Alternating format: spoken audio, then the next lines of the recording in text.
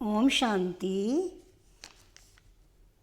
बच्चों के प्यारे दिल के सहारे रहम दिल बाबा अपने लाडले सिकिलदे बच्चों को भक्ति का फल देने आए हैं।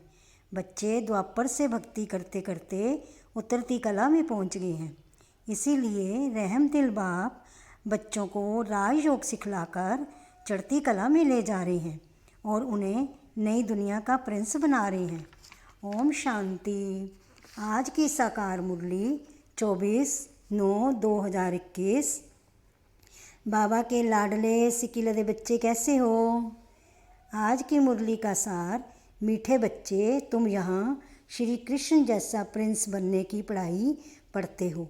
तुम्हें पढ़ाने वाला स्वयं भगवान है।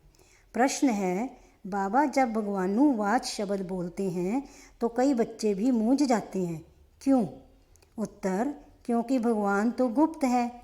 वह समझते हैं शायद इस दादा ने भगवानुवाच बोला है, परंतु निराकार भगवान को बोलने के लिए जरूर मुख चाहिए ना।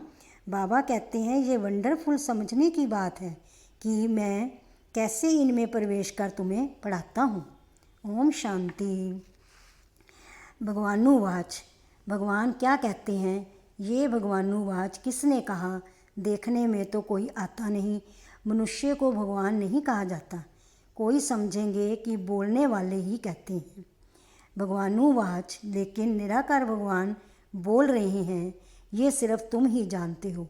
ये कौन बैठा हुआ है, भगवान कहाँ है, ये नई बात है ना। इसीलिए मनुष्य मूंझ जाते हैं। कहते हैं कि मैं बच्चों को राजयोग सिखला रहा हूँ। मैं नर से नारायण अथवा कृष्ण, नारी से को लक्ष्मी अथवा राधे बनाने के लिए योग और ज्ञान सिखाता हूँ।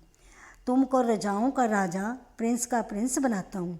ये सब नॉलेज पढ़ने से ही तो बनेंगे।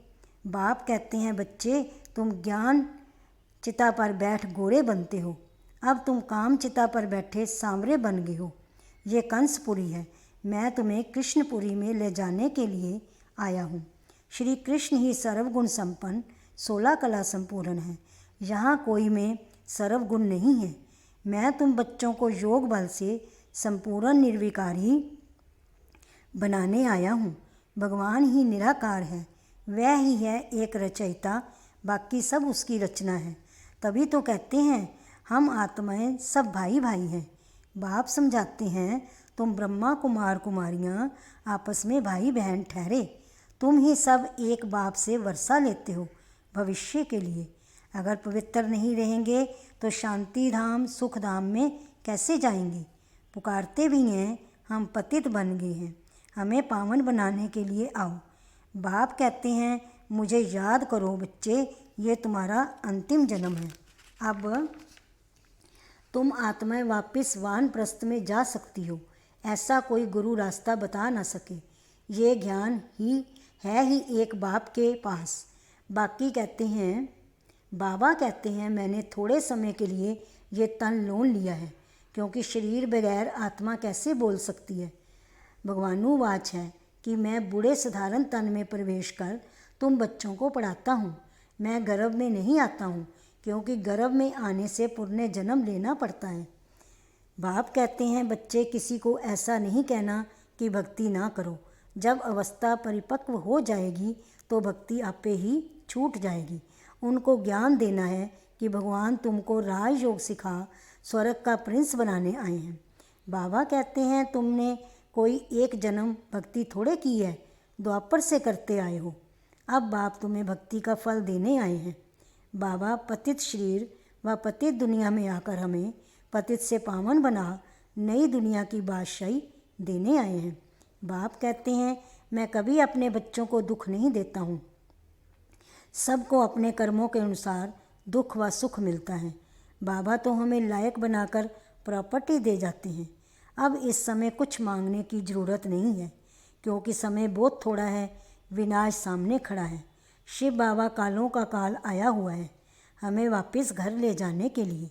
इसीलिए बाबा हमें कहते हैं बच्चे पवित्र बनो। पवित्र नहीं बनेंगे तो अंत में सजाएं खानी पड़ेंगी और उच्च पद भी नहीं पा सकेंगे, क्योंकि अभी भी कई आत्माएं कुंभकर्ण की नींद में सो रही हैं। पिछाड़ी में हाय हाय कर उठेंगे क्योंकि लड़ाई शुरू हो जाएगी। भभोर को आग लगनी है, फिर तो टू लेट हो जाएगा।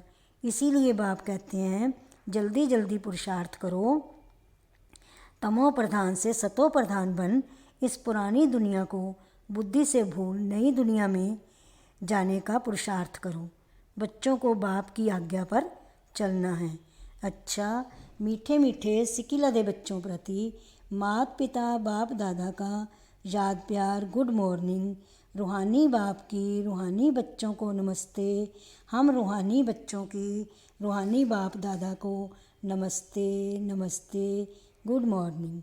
धारणा के लिए मुख्य सार नंबर 1, हर कर्म साक्षी होकर शिव बाबा की याद में करना है।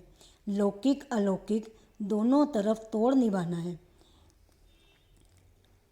लौकिक में युक्ति युक्त चलना है। नंबर 2, इस समय अंतिम जन्म में भी ये वानप्रस्थ अवस्था है, वापस घर जाना है, इसीलिए पावन जरूर बनना है, कोई भी बंधन नहीं बनाने हैं। वरदान है पुराने संस्कार व विघ्नों से मुक्ति प्राप्त करने वाले सदा शक्ति संपन्न भव। पुराने संस्कारों व विघ्नों से मुक्ति प्राप्त करने वाले सदा शक्ति संपन्न भव। इसका स्पष्टीकरण है किसी भी प्रकार के विघ्नों से, कमजोरियों से, पुराने संस्कारों से मुक्ति चाहते हो तो शांति धारण करो, अर्थात अलंकारी रूप होकर रहो।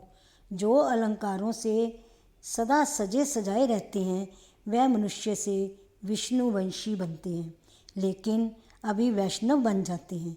उन्हें कोई तमोगुणी संकल्प व संस्कार टच नहीं कर सकता।